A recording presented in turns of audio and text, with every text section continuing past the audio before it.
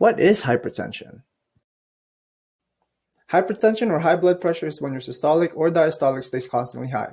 Blood pressure is the pressure or force of blood against the walls of blood vessels as it circulates.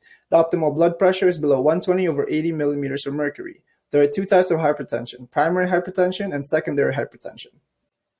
Primary hypertension is also known as essential hypertension. Most adults with hypertension are in this category. Despite years of research on hypertension, a specific cause isn't known. It's thought to be a combination of genetics, diet, lifestyle, and age. Lifestyle factors include smoking, drinking too much alcohol, stress, being overweight, eating too much salt, and not getting enough exercise. Secondary hypertension is when there's an identifiable and potentially reversible cause of your hypertension. Only about 5 to 10% of hypertension is the secondary type.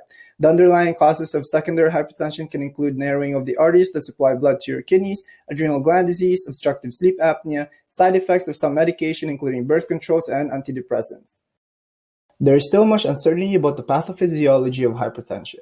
A small number of patients, between 2% and 5%, have an underlying renal or adrenal disease as the cause of the raised blood pressure. In the remainder, however, no clear single identifiable cause is found and their condition is labeled essential hypertension or primary hypertension. Maintenance of a normal blood pressure is dependent on the balance between the cardiac output and the total peripheral resistance.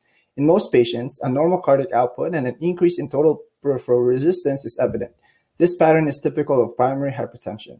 In other patients, cardiac output is increased and the total peripheral resistance is inappropriately normal for the level of cardiac output.